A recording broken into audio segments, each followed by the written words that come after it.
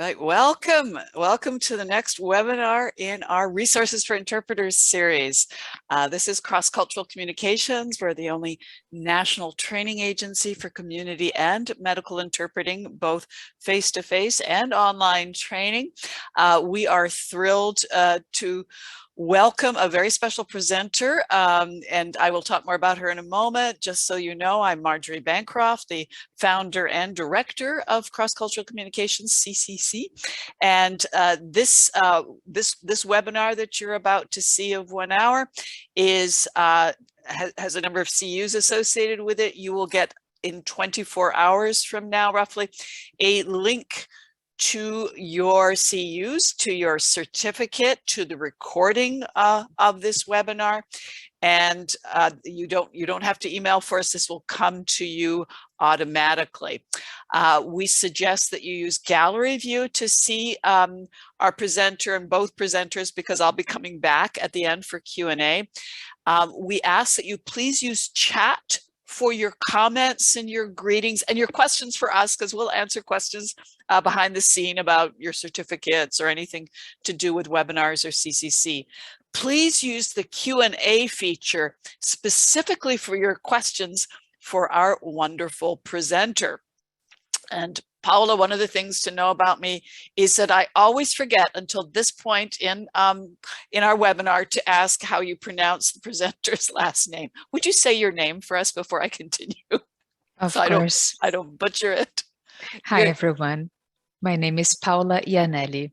Iannelli, thank you very much. And I just want to, she will introduce you herself to you properly in a moment, but I just want to say how thrilled we are that she is generously sharing her expertise. This is a presenter who is not just a member of American Translators Association and the Brazilian Translators and Interpreters Association, but also AIC, the International Conference Interpreters Association, arguably the most influential and important interpreters association in the world, and the Brazilian Association of Conference Interpreters. And she has interpreted for celebrities, politicians, heads of state, or some very impressive people. So I'll let her introduce herself, but I just want to thank her for graciously sharing her expertise with you today. Have fun with Paola. I'll be back for Q&A. Hello, everyone. It's really nice to be here. And first of all, I'd like to thank Cross-Cultural Communications for inviting me to deliver this talk, especially Michelle, Ilana, Marjorie, and Andrew, who have been taking care of all the backstage work from the beginning. And thank you all for being here as well. I see we have a lot of people, and I hope we have a great session today. So let me start sharing my screen first so that we can get to the presentation. I know right now you can see my Zoom screen, but now you can see my presentation, right? There we go. I think we are on full screen mode now. And I do want to share a few disclaimers before we get started. First, I'd like to say that every operating system is different. You know, every operating system, every laptop or desktop, they don't look the same. They don't work exactly the same. So you may see a few examples throughout the presentation that may not look exactly like the system you're currently using. But what really matters here is for us to understand what is behind the example that I'm sharing, so that later on you can go through your system and you can figure out how to make it work and how to adjust your settings to recreate the same effect. Today, we'll be talking a lot about Zoom. This is our main topic, and we'll be sharing a lot of tips. So my second disclaimer is that we'll go from very, very basic tips to some people to more advanced insights and protocols. So if you're tech savvy or if you have a lot of experience using Zoom as an interpreter, many of these may sound obvious to you, but they most likely will be a revelation to many of your peers. And we can't really gauge that before preparing a presentation. We need to make sure we cover all bases. So if you're really tech savvy, if you're into Zoom, if you're extremely experienced, please bear with me when I share what you already know, and hopefully we'll get to something new for you too.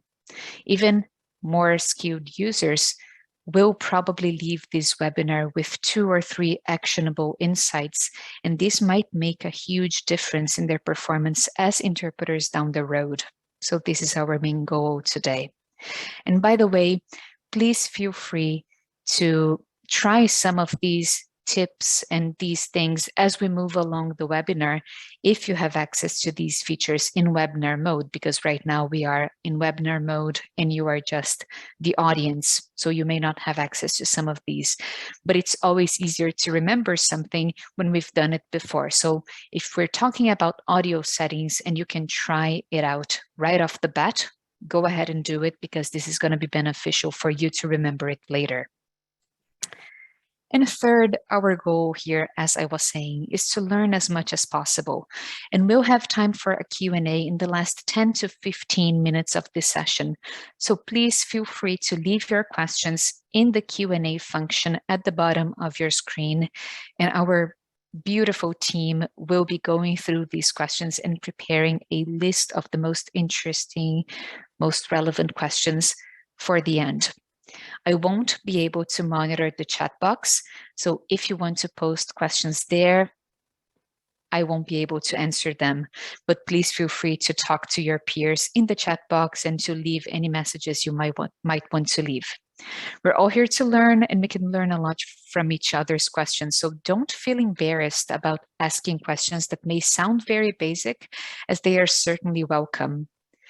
And if you do send us a question in the Q&A function, and later this question is answered before we get to our Q&A, please go ahead and remove it from the list, just so we can make sure we can cover as much fresh content as possible. Now, let's get into it. Why are we here today? Back in February, when this organization contacted me, they initially asked me to talk about remote simultaneous interpreting in general. And while that is certainly a major topic that deserves attention, as we all know, I felt like we've all been learning a lot about the basics of RSI for the past 2 years since the beginning of the pandemic. But at the same time, we still get stuck sometimes. And as confusing as some of these experiences might be, the only way to overcome these hurdles is to try and learn about why some things keep happening and seem to always go wrong, because this is how we'll be able to fix them in the long run. And here's a hard truth that we all need to accept. The problem is usually us, not technology. I know, it's hard to admit that. And when something happens, we usually immediately resort to comforting thoughts like, ugh, this tool sucks. Or, this doesn't make any sense, so it can't be my fault. But the truth is that IT systems nowadays are usually very straightforward and very logical. Now, users, on the other hand, are beautiful messes, aren't they? We know they have different levels of comfort and knowledge. We know they feel tired. We know they are sometimes overwhelmed, and they flat out make mistakes. All of us do. So, of course, that does not mean that these systems are perfect. Not in no way, of course not. There may be inconsistencies and problems arising from lack of seamless compatibility between different systems, for example, and we'll see some examples of that. But acknowledging that we may be to blame for some of these problems is extremely important if we want to make progress, isn't it? So I'm very happy to see so many people here, because this is a great first step for us to understand some of the things that sometimes happen when we use Zoom. And that's what we'll be doing from now on. So let's get started. First, we need to understand the difference between the Zoom website and the desktop client, or the Zoom app. And this is going to be majorly important, because this has to do with how we log into the system. by now, we know that to be registered as interpreters for a webinar, we need a Zoom account. And to your left, you can see the Zoom website. And at the top right, you can see the sign in and the sign up button.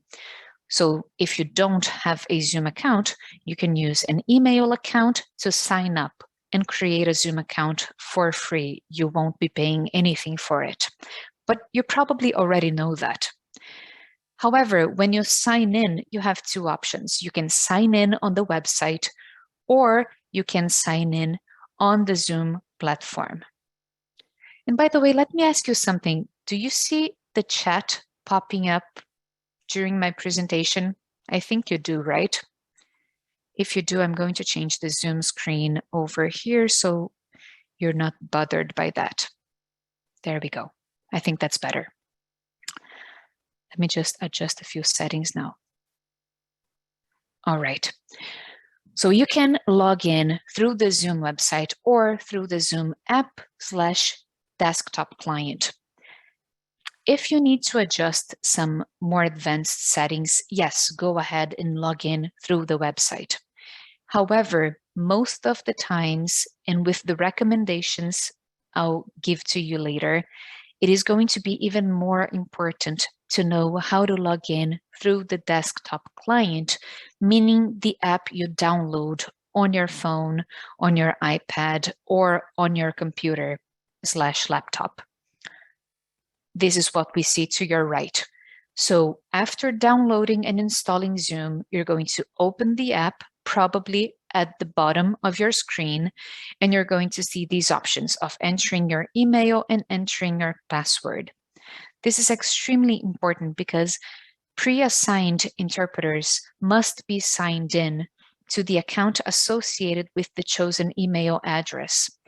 If they are not signed in with that email when joining the meeting or webinar, they will not be recognized as an interpreter. Of course, we can manually assign them, and we're going to see how to do that later.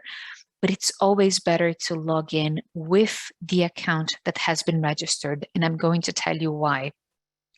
This also gives you the possibility of logging in advance and making sure everything is okay. And let me give you a tip.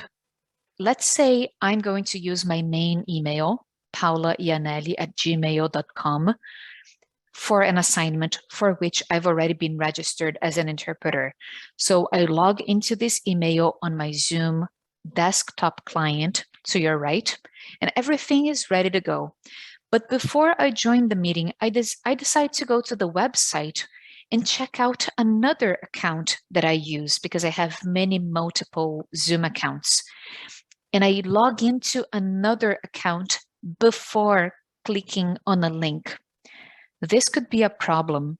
So if you've ever logged into the desktop client with the right account, and then you used the website for another account, and you clicked on a link for the first account, and you were not joined to the meeting as an interpreter, that may be the reason why you made the system get confused. You know, it was confusing to the system that first you logged into the system with one account, then you logged into the website with another account, and then you clicked a link for the first account, and it's going to get mixed up. So don't do that. Before joining a meeting, choose the account you're going to use according to the registration information, log in, and go to the meeting without messing with the website again, because there could be interference, and I've seen this happen multiple times. Now, if you're logged in with the wrong email and you realize it right off the bat, and I'm going to tell you how to realize that, you can just tell your client that you rejoin the meeting in a second, leave the meeting, log out in the desktop client, log in again with the right account, and this should do the trick. If you are logged in with the wrong account, so for example, for this webinar, I was registered as a panelist with an email called paula@pitradução.com.br. That's what I used for my login in my desktop client. And that is why I came into the webinar directly as a panelist. Now, had I used paulaianelli@gmail.com as my login info, I wouldn't be added to this webinar as a panelist automatically. And if that's the case, interpreters could be assigned manually, even though that's not ideal. And I'm going to tell you why later. But something even worse could happen. When we try to join a meeting, one of three things can happen. You can either see a screen saying that we're waiting for the host to start the meeting, or we could see a screen saying that we are in the waiting room and the host will approve us so that we can join the meeting. Or we could see a screen saying that we're joining the meeting directly and asking us if we want to turn our cameras on. The problem with getting the login wrong is that sometimes, even if the webinar is already open for panelists and open for interpreters, we may get the message that the webinar is not open at all and that the host has not started the webinar if we are using the wrong information. This has certainly happened to me at the beginning of the pandemic when I didn't know about these rules, and I see it happening all the time. You know, the client starts to get flustered. They are really angry that the interpreters are not there. And when we get in touch with the interpreters, they say, well, but I've been waiting for 20 minutes. And my screen says that the host has not started this webinar or this meeting. And this happens precisely because they're trying to get access to a meeting without the right account. So it's extremely important for you to know which account your client used and to use it when logging in before clicking the link or using the ID/password combination. And here's what I would recommend you do on a daily basis whenever you're working in Zoom. Try and avoid using links. Links could be really tricky because sometimes, according to the type of settings a client has on their account, and this has nothing to do with you, links could be linked to your specific information. So for example, if I get a link with a bunch of links to my name and my email and my accounts, and I send it to my fellow booth mate could use the proper login, but still join the meeting as Paula and not as the person they are. So I always avoid links because of this reason, and also because when we join a meeting through the client app, through the desktop client, which is what we see on the screen, we also get the option of choosing our name before we join. So I got to this screen by first going to the client app on your right, logging in properly, and then clicking the join button. So I clicked this button, and this is the screen that I see. So here I'll be able to add the ID. I'll be able to choose my name. I'll be able to turn off my video, join. And then if there's a password in the next screen, they're going to ask me for the password, and I'll be able to enter it. This is the best option. This is the safest option. And it's also a great way for us to remember to properly log into Zoom before a meeting, instead of just rushing over our email and finding a link and clicking on it without really checking if we're properly logged in. Also, this is going to work even if your client says, please use this link. If they say, please use this link, you can use the link. But if you have the user ID and the password, this is for sure going to work, and it's going to be a bit safer because of the login issues that I was mentioning. And I just talked about choosing your name, right? And right off the bat, I definitely recommend having a standardized name, something that is a template for you and which is recorded in your Zoom account.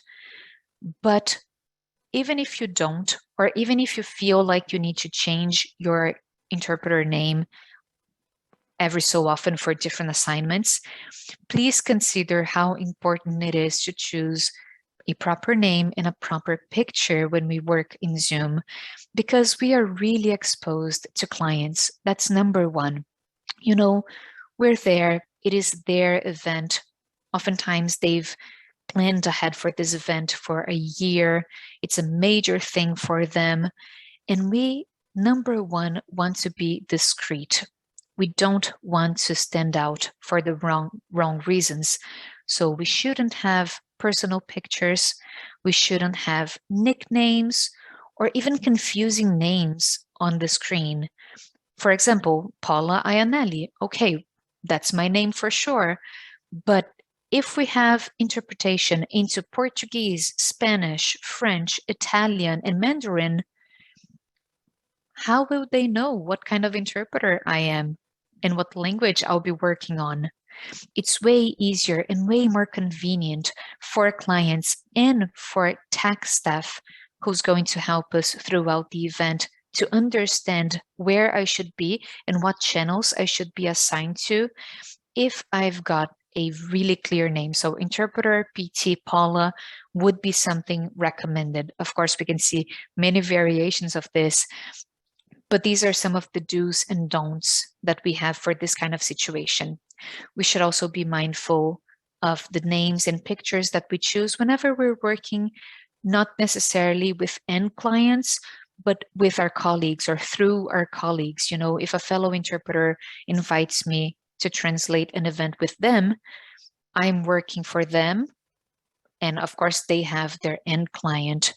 And I don't even want to share my last name with their clients because that's not what I'm there for. I'm there to be a part of a team representing my booth mate, and interpreter PT Paula does the trick. That's everything that everyone needs to know. And I'm sure this is going to be different in different cultures, but this is really important to many interpreters all over the world. We also need to think that in a world with more competition, which we've been experiencing since the beginning of the pandemic, we need to make things easier for clients. It is better for them if we make things easier, and they are certainly going to appreciate more professional interpreters who behave professionally and who look professional. And now let's say that your booth mate hasn't been able to join a session, and this has been happening for a while. And I do have some tips regarding this. Sometimes one interpreter is able to join a session and the other one is not. Whenever that happens, it is definitely a problem on the interpreter's end. If one of the interpreters was able to join and the other was not, it's not a problem with Zoom, most likely. It's a problem with your setup. That's the first thing to acknowledge. So the first thing you should do is check if you've got the right login, as we were saying before. The second thing you could do is check if you've got the right ID and password or the right link. And if you're working with a partner, you're most likely connected to this partner through a back channel, which could be Google Meet or Whereby or WhatsApp or whatever it is that you've chosen as a platform for your back channel. So talk to your booth mate. And if you don't have access to a link, so let's say you just received an ID and a password, ask your booth mate to retrieve the actual link for you. And this is where they're going to find it. You can see that here we have this green shield, which is actually at the top left when you look at the Zoom screen. And by clicking on this green shield, you'll be able to copy the link and send it to your booth mate. This is going to make things easier for them. And by the way, you can also notice that this is the meeting ID, and the meeting ID is embedded in the link. Here I blurred out the beginning of the link just for confidentiality, but the meeting ID is here. So even if you only receive a link, you'll most likely be able to join this meeting with the ID through the desktop client if you want to. Now, there's a caveat here, and I would like to mention this case because if you use iOS, if you use Mac devices, you may run into an actual problem that I've seen happening many times, and the most recent one was like 3 weeks ago, so it's probably not been fixed yet. But sometimes with iOS devices, and I don't know if this is connected to how updated they are, but I don't think so, because the professionals that I know who had this problem usually keep their software up to date, or if this is connected to some kind of lack of compatibility between systems. But sometimes in iOS devices, the ID and password may not work.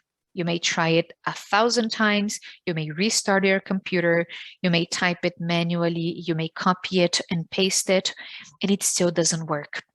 So if that's the case, using the link is going to be very, very useful. Just keep that in mind. I've never seen this happen truly with Windows. It's usually a mistake on the user's end, but with iOS, it seems like this is a problem. I did some pretty good research, and a lot of people were mentioning this on internet forums. Now, let's talk a little bit about how to actually help clients, not only our booth mates. I know this is not something that we necessarily have to know and have to do, but actually understanding how to set up interpretation in the Zoom system is extremely useful if we want to help our clients be more practical and be more efficient when setting up a meeting. So that is why we're going to switch gears a bit and talk about this. We should know the basics, and it is in our best interest to help our clients with this, because no one wants to do consecutive interpreting when we're actually supposed to do simultaneous interpreting, and no one wants to run into problems mere seconds before we start interpreting. So that is why it is a great idea to help your clients have a more seamless experience with simultaneous interpreting. So let's see how to create a meeting with RSI. To your left, you can see the schedule meeting window. And as you can notice at the bottom, you don't see the interpretation option, right? These are the advanced options. And then we go directly to save.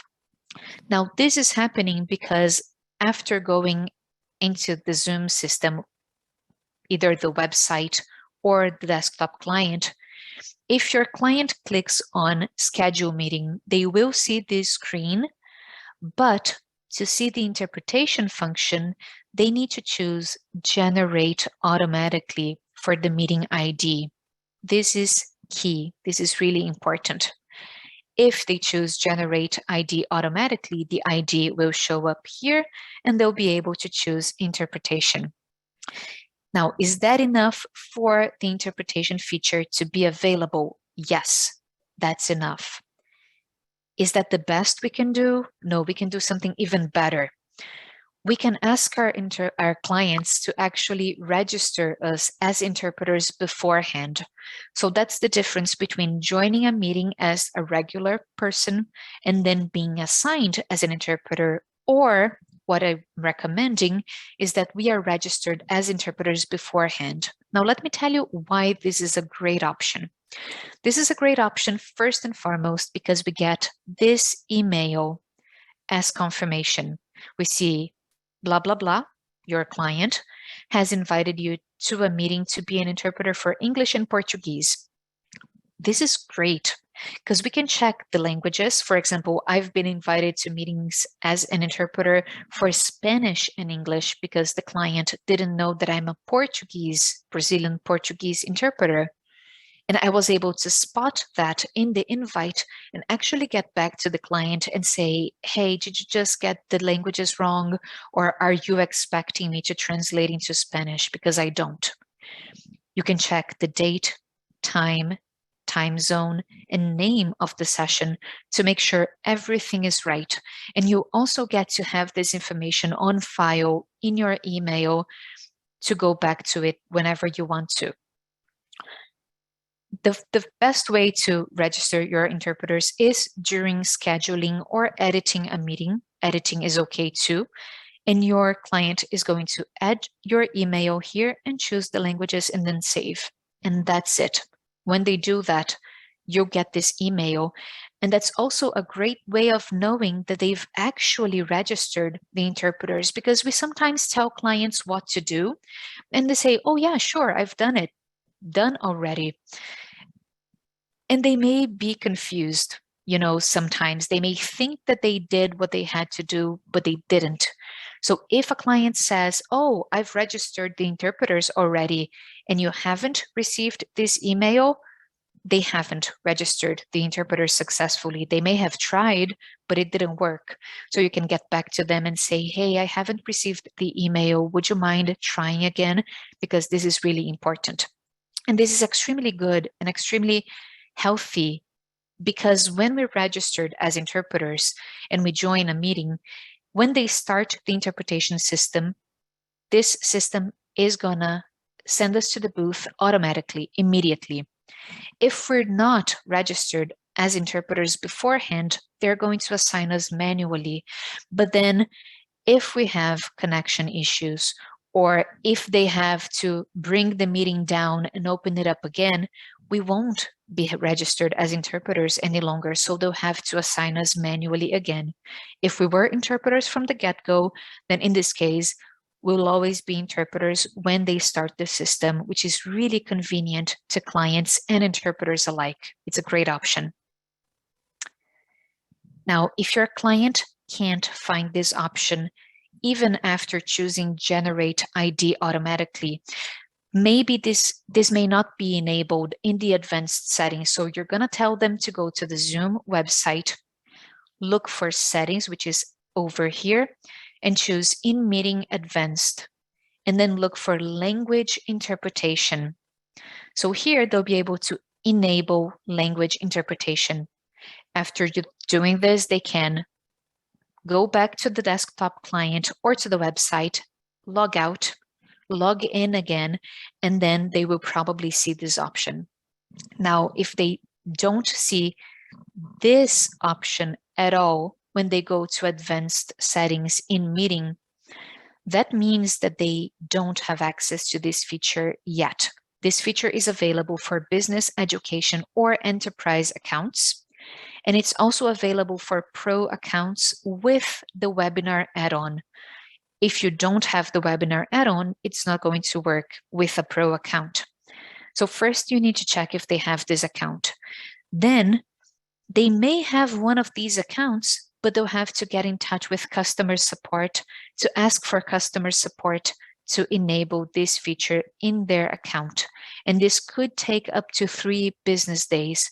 So we always recommend clients do it as soon as possible to make sure this is ready for our event. If you need to assign interpreters manually, that's also an option, but it's going to give your client a little bit more work to go through. And first, let's talk about how translation channels work, because this is usually a big point of concern and a source of many questions. So whenever we have the interpretation system on, we're going to have different channels, right?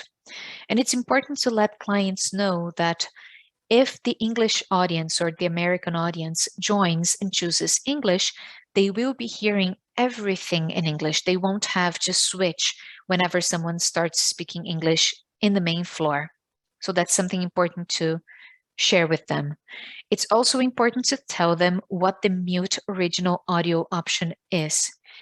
And what it means is that if I choose Portuguese, but I mute the original audio, I'm going to hear the translation into Portuguese.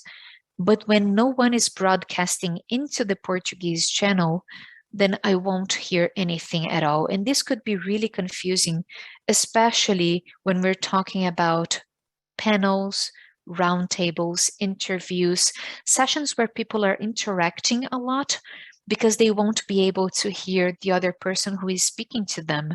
So this is not really recommended. It could be a good option, especially for broadcasts, if they are getting our audio from a certain channel to broadcast it to somewhere, and they want this audio to be clean, with no background noise, with no speaker voice in the background.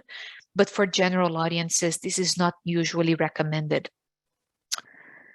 So Getting into interpretation, first, we need to let hosts know that only hosts can start the interpretation feature. So if one of the co-hosts or anyone in the organizing committee says, well, I'm going to start the interpretation system now, you will know right off the bat that it's not going to work because they won't even see the option. Only the host sees the option of the interpretation button at the bottom before the system is started. Now, when they click on it, this is what they're going to see to your left, or actually to your right. They're going to see different interpreters if they have added interpreters. And in this case, the 2 interpreters that I added before had not joined. This being the case, the interpreters could join later, or I could just delete them from here by clicking the X, and I could add an interpreter manually. If I do that, that's not a problem, but there's 2 things that your host, your client, should be careful with. Number 1, they won't be able to update it, and that's why this button is grayed out, if they haven't filled out all the information. So they need to fill out name in both languages, otherwise it's not going to work. That's when the update button is going to be available. Number 2, be extremely careful with the end button because this is a problem, Zoom. Zoom should have actually switched these buttons because in IT, it is natural for us to get a button where we confirm something at the lower right. It's usually something positive like OK. And if we're choosing cancel, it's at the lower left. But here it's actually the opposite. So it's very natural for hosts to edit the interpreters, either to add a new interpreter or to remove someone or to change a pair of languages, and then go straight to the bottom right. And if they do that and they stop the interpretation system, this is going to be a huge problem. And I'm sure many of you have run into this. I've definitely run into this. So we're translating, we're interpreting, we're in the flow, we're paying a lot of attention to what is being said and choosing the right terminology and choosing the pace and rhythm of our speech. And then all of a sudden, we hear that everyone is looking, surprised, and someone says, I can hear the interpretation. I can hear the interpreters. Why can I hear the interpreters in the main floor? And then we look down and we realize that the interpretation feature has been disabled.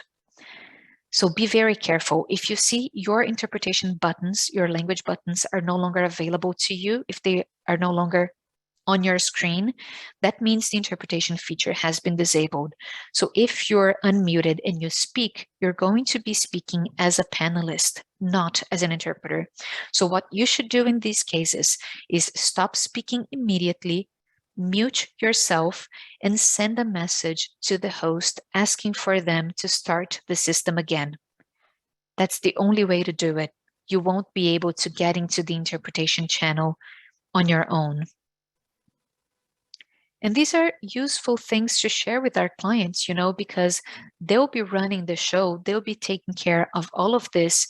And if we don't tell them the basics, they're going to have a hard time.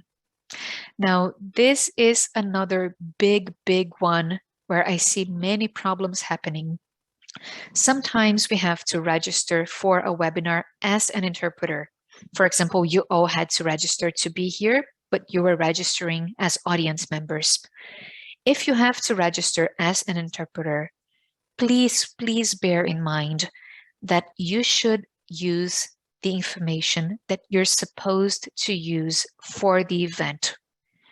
For instance, if I've been registered as an interpreter with this email, paulaianelli@gmail.com, that's what I'm going to add here. Even if I prefer to receive this confirmation in another email, and if I'm going to interpret and I want my name to be Interpreter PT Paula, that's what I'm going to enter here. Because if I say, well, but my name is Paula and my last name is Ianelli, if I write Paula Ianelli here, that's the name that is going to be shown when I join the meeting. And I'd rather go into the meeting with the right name, because even if they have, for example, if they have a waiting room, they may not know who Paula Ianelli is, but they will certainly know that they need to approve interpreter Portuguese Paula beforehand to set the system up. So if you have to register, use the precise exact information you used to be registered as an interpreter. Otherwise, you could have some problems. And whenever we have these registrations, we're subject to that problem with the links that I mentioned before, that sometimes links are attached to hidden information in their system. So if you registered, you may get a link that is exclusive to you. Do not share this link with your fellow interpreter. Ask them to register as well. Otherwise, the both of you may be joining the meeting with the same name or even with the same languages. And I've had this problem before. My client registered me with the wrong languages. And after joining, he wasn't able to change the languages. It was a big, big bug. You know, it wasn't supposed to happen, but he wasn't able to change the languages because I think he had chosen so many access restrictions protocols in the Zoom settings that he wasn't able to change it. And that's not something we want to happen. Now, if you're working solo, just a quick tip, sometimes for very short meetings or for very specific assignments, I don't know, a 20-minute conversation, we sometimes work solo, right? We don't have a booth partner. In this case, if you want, and I highly recommend it, you can log in twice with the same account. So if my client registers me as paulaianelli@gmail.com for the Portuguese interpretation, I can join the meeting with this email on my main computer. I can be assigned to the booth, and after I'm in the booth, I'm going to use my second device, which could be a second laptop or an iPad or even my phone if needed, to log into Zoom with the very same account and to go into the same meeting twice. And I'm going to rename myself in the second device as Paula, Interpreter PT Paula Backup. I like doing that. And in the past, when we logged into the very same account twice, we got disconnected from the first device, but this is no longer happening. So you can connect to the same account twice on 2 different devices, and you can join the same meeting with the same email so that you are directly sent to the booth twice on 2 separate devices. And then you can connect to different internet providers, and you can make sure that if anything goes wrong with your first set of equipment, you can resort to the second set of equipment. Now we still have a lot of content to cover, and I'm going to try and go a bit faster to see if we can cover all of it. Also, get ready to talk to your clients if they mention breakout rooms.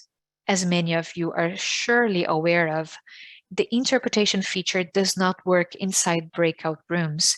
So if they say, oh, we're going to have 2 hours in the plenary, and then we're going to breakout rooms for half an hour, and then we're going to be back and we're going to report on our findings.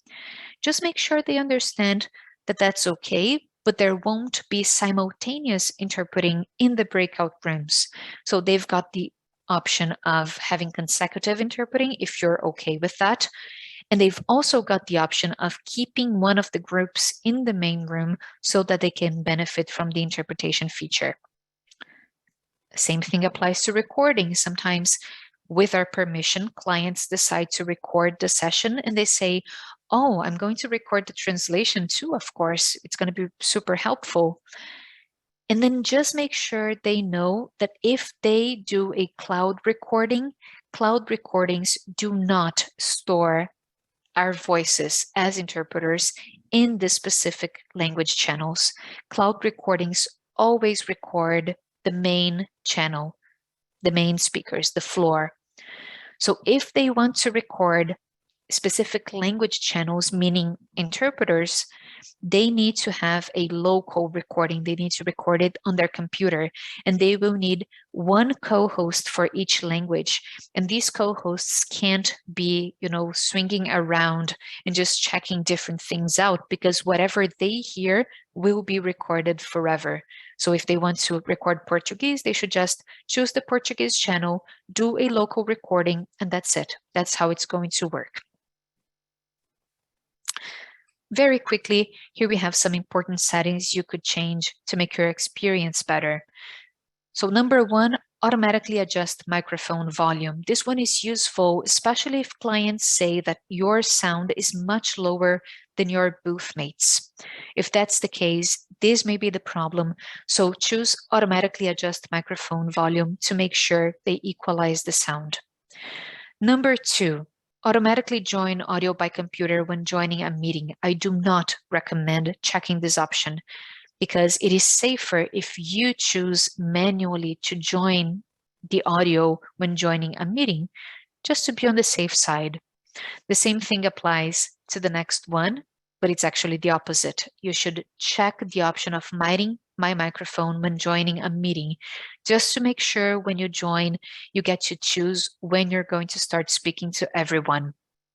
And the fourth one, sync buttons on headset, is really important for those of us who have different headsets with these mechanical options of muting and doing a bunch of things. Careful with that, and I do not recommend checking this option, especially if you have your back channel in the very same computer you use for interpreting at the same time, because you may run the risk of unmuting in your back channel to talk to your booth mate and automatically unmuting in Zoom. So if that's happening to you, if you've reached the conclusion that using your back channel on the same computer does not work because of that, this is where you can fix it. Audio settings, uncheck this box, sync buttons on headset, and you'll be able to work this in a better way.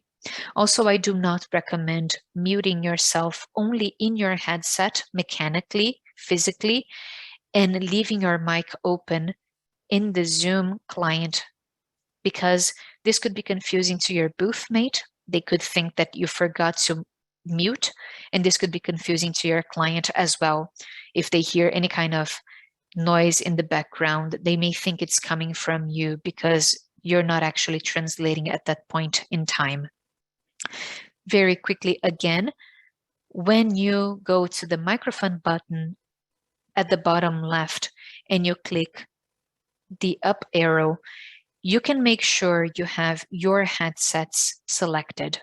Sometimes when we change headsets or when we do some kind of update on our system, these may be unselected. So if anyone talks about your sound, or if you know your headset is not as plug and play as you'd like, and sometimes it gets disconnected and it takes a while for it to connect again, always make sure you check these settings, because if your speakers are selected, that means you're not using the sound from your headset. And this is also a great way to troubleshoot bad audio from speakers. When we see that they are wearing a headset, they have a headset on, but their sound is awful. If their sound is awful, ask them to go to this option and check if their actual headset has been selected to make sure we get the best audio we can get. These are also really important. This first one here, ask all to unmute, is not actually the problem. The problem is that we should be careful, and we should be paying a lot of attention when there's a lot of people in the room with their mics open. Speakers have been complaining about it, and the longer it takes for them to solve the problem, the more likely it is for them to just hit mute all. If that happens, you'll be muted as well as an interpreter. So pay attention to your mic, and if you see you've been muted, unmute yourself before continuing. Otherwise, people won't be able to hear your translation. We also have the option of mute participants upon entry. This one is really important. So if you notice, for example, at this webinar, well, in this case, we have a webinar template, but in a meeting, when participants join, if this option is not checked, if it's left unchecked, when people join, they will most likely have their mics on. And this could be a big problem after we've started interpreting, because people are going to be joining for many minutes, and this could hinder us from good delivery. In this case, you can let your clients know that they should check mute participants upon entry to make sure everyone is muted, and they are going to unmute on purpose if they want to. And number 3 is extremely important. Have you been at a meeting and then all of a sudden you hear a bell? Every now and then someone joins, you hear a bell. Someone leaves, you hear a bell. And that's really distracting to us. But you can stop that. Your client can stop that if they are the host or co-host by choosing this option, or actually unchecking this option, play sound when someone joins or leaves, because we don't want to hear everyone who joins or leaves a meeting. So have that in mind when you need to help your client. We have some very quick visual setting tips as well. For example, changing the language of your Zoom client, the desktop client, could prove useful, especially when you need to tell your client what to do in another language. And you can't change it in the settings or the website. You have to go to your desktop and then find the Zoom link, which in my case was right here, or the Zoom icon rather. Choose switch languages and then choose the language you need. It's really quick, but it's not that obvious. You know, it's a bit hard to find this. Another very quick tip as well, if you've joined the meeting and you realize you've got the wrong picture, you can just go to your name, choose more, and choose edit profile picture.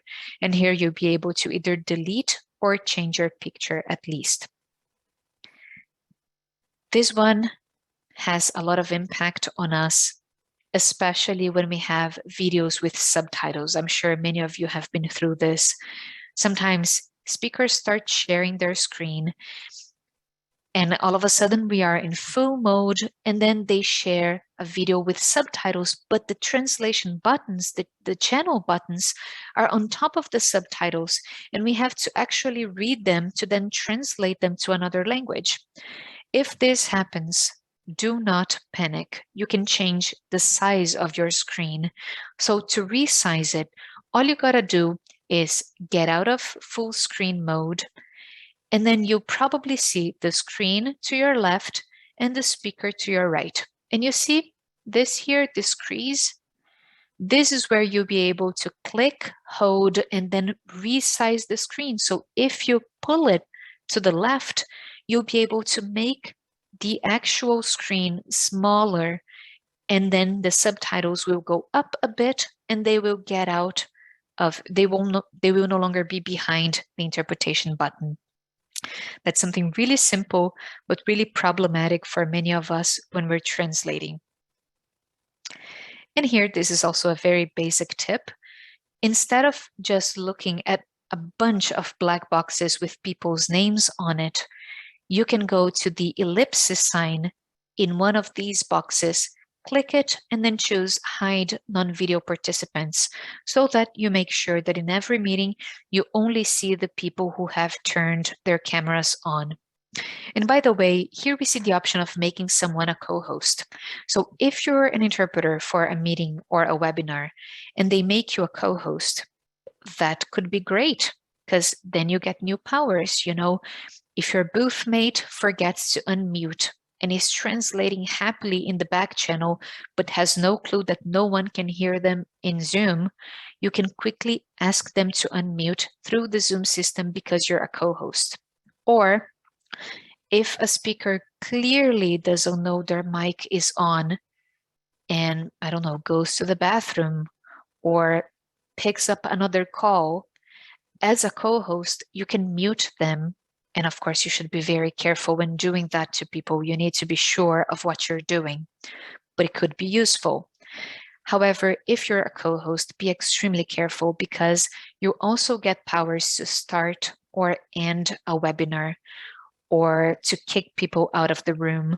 So don't mess with options you don't understand, and be extra careful when changing any settings because these settings could affect other people too.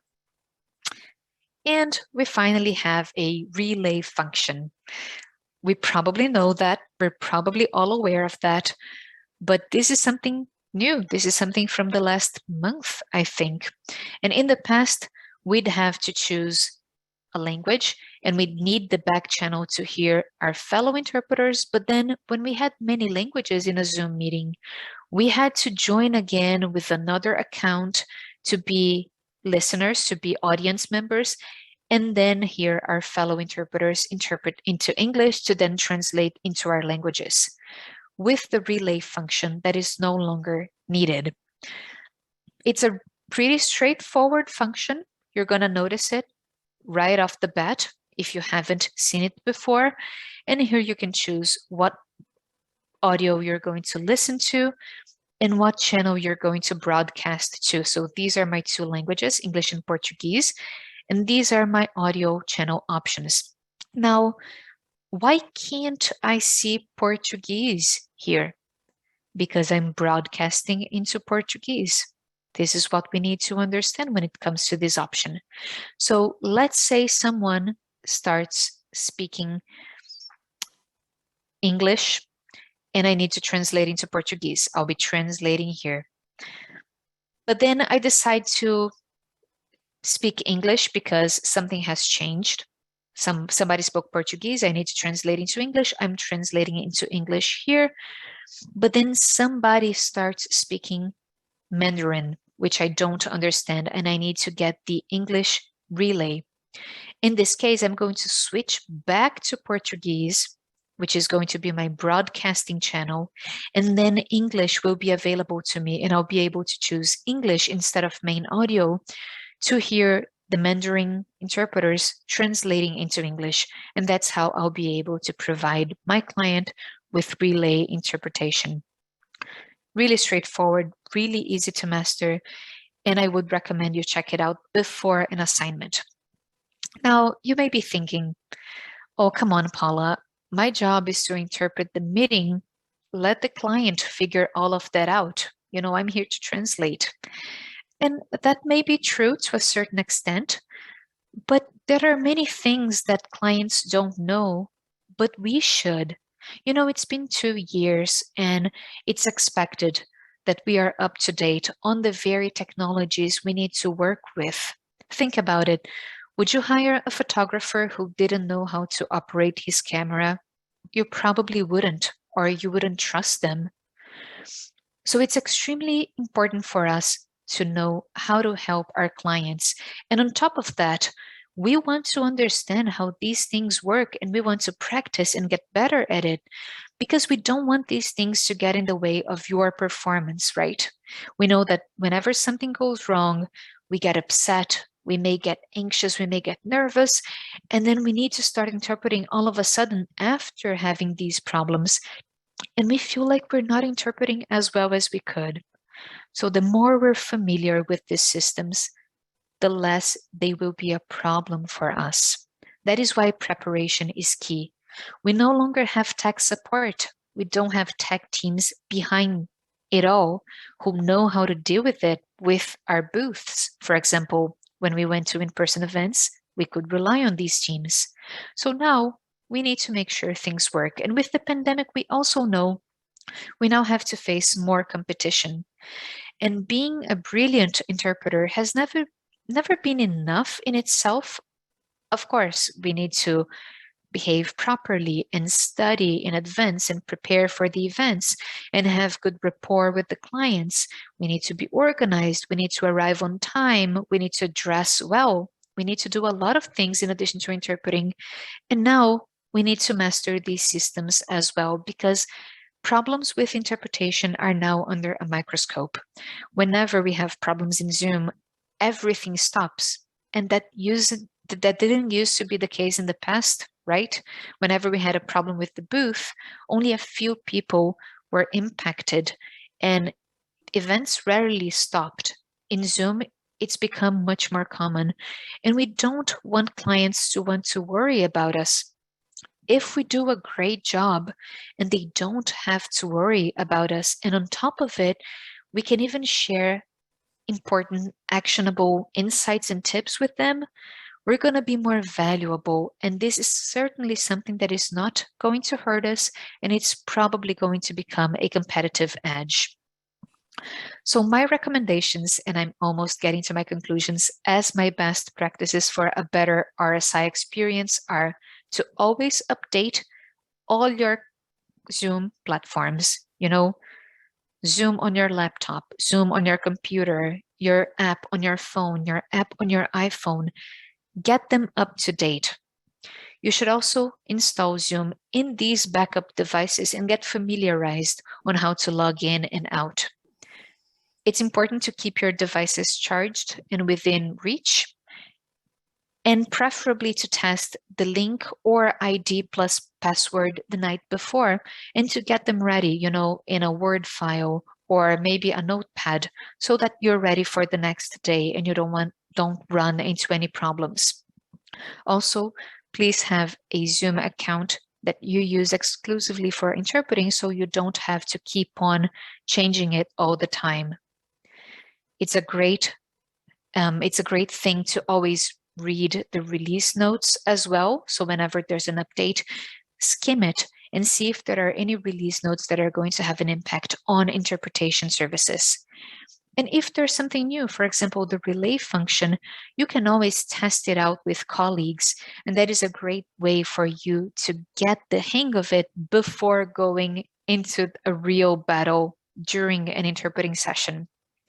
And finally, if you want to educate and help your clients out, you can share this link with them. We can share it with you later with Zoom's official tips on how to run webinars and meetings with interpretation. So this was a lot of information. I know it was a lot of content to take in, and we didn't have a lot of time, but I do really, really hope this was useful to you. If you get out of this webinar with 2 or 3 actionable insights, as I was saying at the beginning, it will have been worth it. And if you have any questions later, you can send them to our organizers and I'll be happy to answer them. I don't know if we have questions now or time for questions now, but let's see. Well, thank you. Thank you, Paula. First, I want to say to all our attendees, I will explain about question and answer in a minute, but for those of you who have to leave, you will get, if you need the CEUs, and you can see that we do have a list, for example, ATA, CCHI, NBCMI, I believe RID, and so forth. You can still leave now and get your CEUs. That will not be a problem. For Paula, you had expressed a willingness to stay a bit longer. I normally would have interrupted a presenter before now, and I did not interrupt you because I really felt that the value of the specific information you were giving as you advanced, because it did get more advanced, was something I did not want to interrupt. And I wanted people to have full access to it through the recording as well, without that interruption. So exceptionally, for those who are interested, if Paula is still willing, as you had expressed at the beginning, to stay a bit longer, I'm actually going to open Q&A at a time we would normally not be having Q&A with the presenter. We have a lot of questions. We won't get through even a fraction of them, but I do think that some of them might be of interest. Are you still willing, Paula? Yes, thank you. And I really appreciate it. I apologize for going over a bit, but It was so valuable. I wanted to share everything. Thank you. These were really valuable tips. I just did not want to interrupt us, even as the host. So the first question is, what type of headset do you recommend with acoustic shock protection, which I know a lot of interpreters who do simultaneous in particular are getting very concerned about? Yeah, I'm going to be honest with you. I don't have a lot of information about acoustic shock. Unfortunately, I haven't gotten into it yet. You know, we have limited time, but this is a really big topic right now, and I have to get up to date on that. As far as headsets are concerned, you know, we have so many options, but first of all, it is really worth it to invest in at least two professional headsets. I have two Sennheisers. I love them. You know, I always get compliments on how they sound. Yes. And I love this one, for example, even though it's big and a bit clunky, because it's very plug and play. I never have to worry. I never log in and find out that it's disconnected. So check for that. If your headset often gets disconnected and you have to choose it again, that is a big no-no for me. Speaking as someone who does not do simultaneous interpreting, but just experiences that on Zoom as a participant, I couldn't agree more. That's a really valuable point you're making for headset. What benefits, if any, are there for having multiple Zoom accounts? Well, you said one benefit is to have your own one just for interpreting and not for anything else. Any other recommendations of benefits? For example, my Zoom account, paulaianelli@gmail.com, is the one I use when I work for my booth mates, so not my clients directly. So for that account, I don't have information like my email or my full name. I don't include my last name because, you know, I think it's about being more discreet, and I'm just representing someone else. And then I have other accounts in which I have my company's logo, my company's website, and those are the ones I use with my direct clients. Also, I like having 3 or 4 options because just in case anything goes wrong with my first account, let's say I get locked out or you know, somebody steals my password and I can't get in, I have other options. I won't be left, you know, high and dry without being able to join a meeting. Thank you. Someone says, I work for an international organization as a staff interpreter, and we constantly have issues with the host not assigning interpreters. Would you suggest having an interpreter act as head of team to avoid the issue of relying on others to get what we need? That is always a great option, of course. But I think the main thing is for the host to get into the habit of registering interpreters beforehand, because if they do it, you're going to get confirmation, you know everything is right. And then when they start the system, everyone will be sent to the booth automatically. It's so much more convenient. So that's number one. But yes, choosing a tech-savvy interpreter to be there the whole time overseeing the process is a great option, because this kind of technical issue is the kind of thing that leads clients to stop hiring us, and we don't want that to happen. Very good point, Paul. Next question. In my jurisdiction, the chat option is disabled, and when that happens, the interpreter's only option is to get out of the meeting, join again as a panelist in order for the interpreter to be heard. Is there another option besides logging out if the chat option is not available to send a message? That is a big problem. You may be able to raise your hand if the reactions are enabled. So that's useful. You may rename yourself and say, please go to the English channel, for example, and hope for someone to see it. And preferably, you should have someone's contact info, right? Especially if they have strict access control protocols in place, like this one, not having the chat function. That's why I never recommend clients to be too strict with these settings, because they are usually a problem down the road. Point. Thank you. Can pre-assigned links sent by email designate someone as both the interpreter and co-host, or both interpreter and host, from the moment they log in? That is a great question. I've never seen that happen. I think you can definitely be the host and the interpreter. So if I use my account to set up the meeting and I'm the host and I add myself as an interpreter, I can be both. But I'm not sure you can assign co-hosts beforehand. You may be able to, but I've never tried it. Great point. I'm going to try it out. Thank you. Stimulating question. Now, this one says, thanks for explanations about logging in. However, I found that when I don't use the link the client sends to join a meeting and log in with the meeting ID instead, Invariably, I get to the register for the event page and have to re-register. Now, once I re-register, I can join, so it's not a problem, but it just takes extra time. Is there anything I'm doing wrong? I don't think you're doing anything wrong. I think it's just because your client demands registration. So even if you're added as an interpreter, if registration is required, you're going to have to register. At least in my experience, this is what I've seen. Because if you're added as an interpreter and you use the right login, the right ID, and the right password, you should be able to access the meeting directly if registration is not required. So I don't think you're doing anything wrong. I think it's just an extra step that they require, and that's okay. Got it.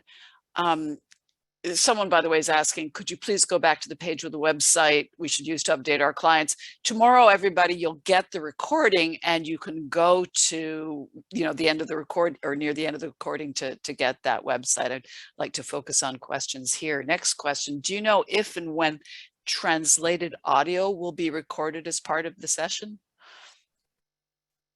We can't know for sure. And I understand your question because we have our rights, over the use of our voice in our delivery.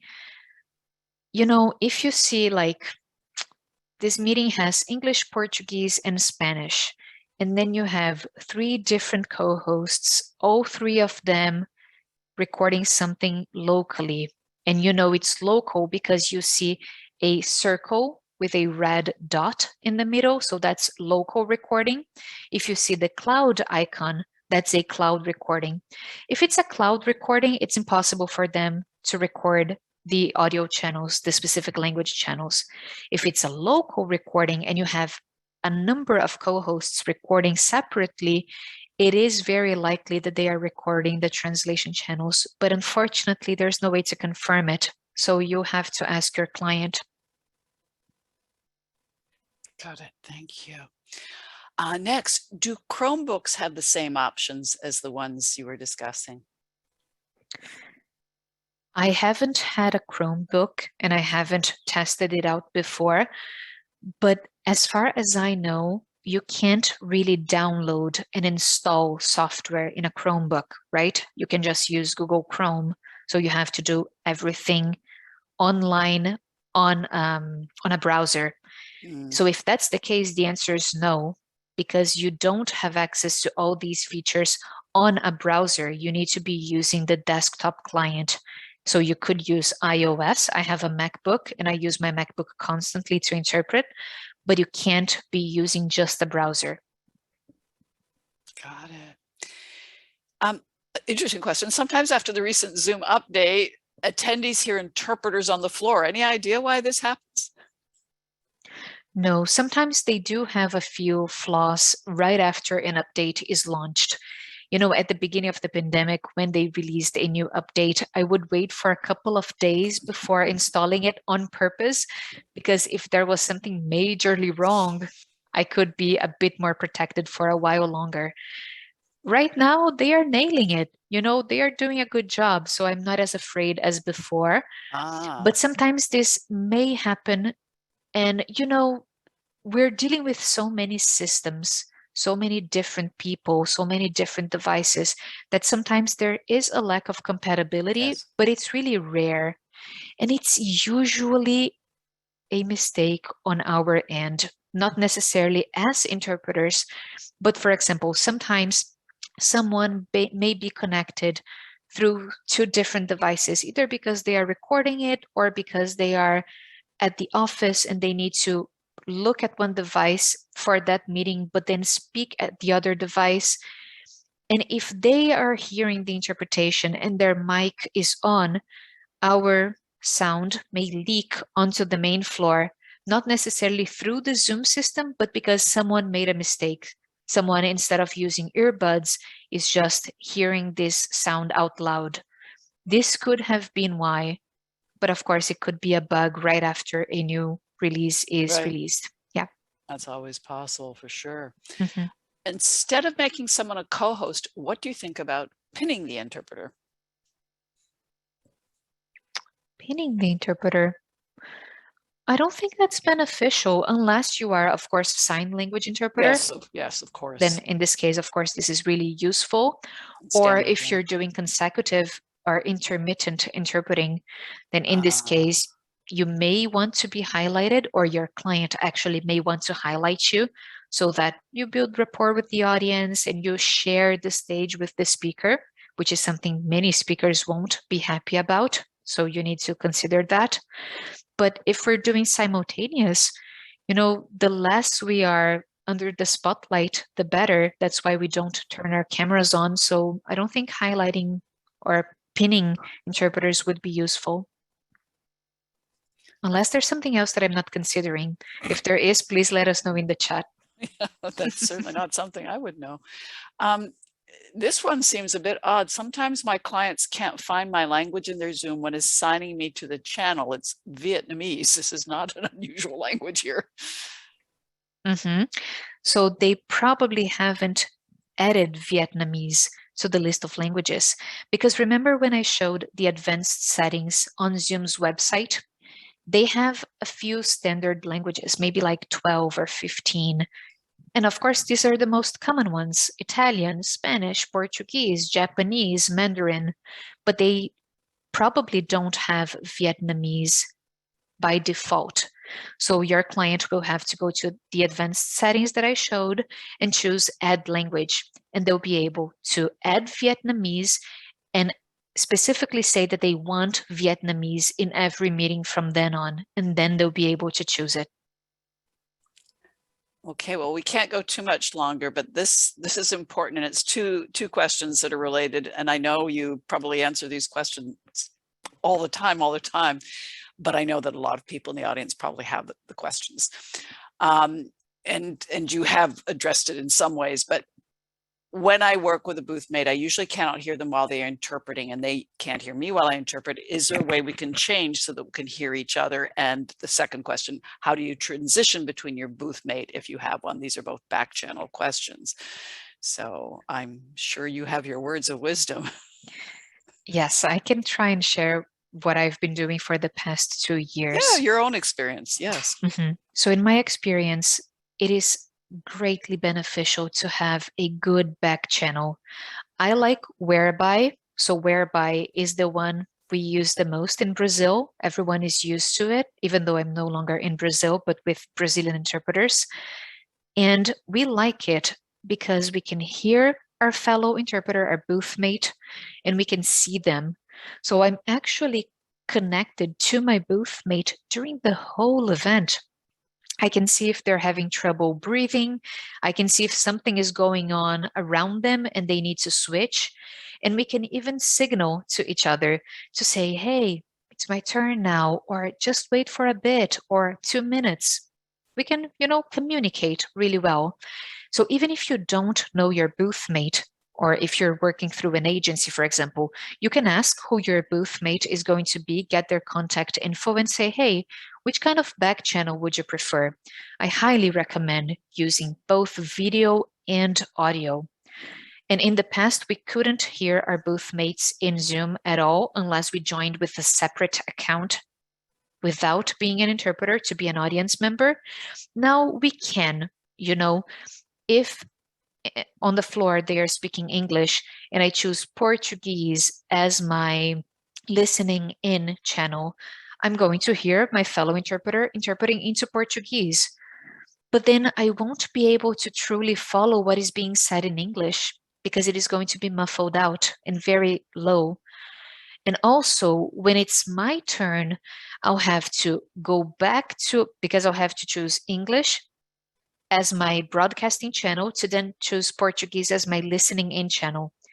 When it's my turn to translate into Portuguese, first I'll have to change to the Portuguese channel as a broadcasting channel and then go back to the main floor in the listening in option. And it's a simple process, but it could be confusing, especially the first time you try to do it. So get a good back channel, talk to your partner. We don't want to be overseeing people or breaking into their homes. Of course not. But we want to mimic the environment of a booth, because in the booth we'd be side by side, we'd be helping each other out. And it's great for us and for clients because our delivery is certainly better when we have this good rapport with our booth mates. Absolutely. Oh my goodness, yes. Well, we have more than run over our time. You've been very gracious. We've had tons of thank you comments, such as useful information, especially when interested in joining Zoom. It gives me a better overview of all involved and things to consider. Someone who's so proud because they adjusted their screen size for this webinar, thanks to the tips you were giving just for the webinar, and just all for the amazing amount of information and your professionalism specifically was mentioned, which Andrew and I were commenting on privately to ourselves. Also, what a soothing presentation style you have, which is very reassuring considering how unnerving the topic that you're discussing can be. So that was rather a lovely contrast. Paulo, thank you so much for your generosity with the interpreters who are attending, the hundreds of interpreters. Can't thank you enough. As a reminder to everyone, you'll get this amazing recording to refresh your memory about 24 hours from now, with a link to your certificates as well. And meantime, Paulo, we wish you all the best and all the rest you can get for the rest of the day. You certainly deserve it. Thank you again. Thank you so much. This has been a true pleasure. And as I was telling you at the beginning, you know, when the pandemic struck, we were all left wondering what was going to happen, and we had to learn a lot overnight. Oh, so and quickly. A lot of people helped me. You know, I got access to a lot of resources, and I'm really happy to be able to give back a little and share with everyone. And thank you for being here, guys. This was really fun. Thank you, and very, very valuable experience and tips and the guidance and advice and support you gave to everyone. Thank you again, Thanks, Paula. appreciate it. Have a wonderful day.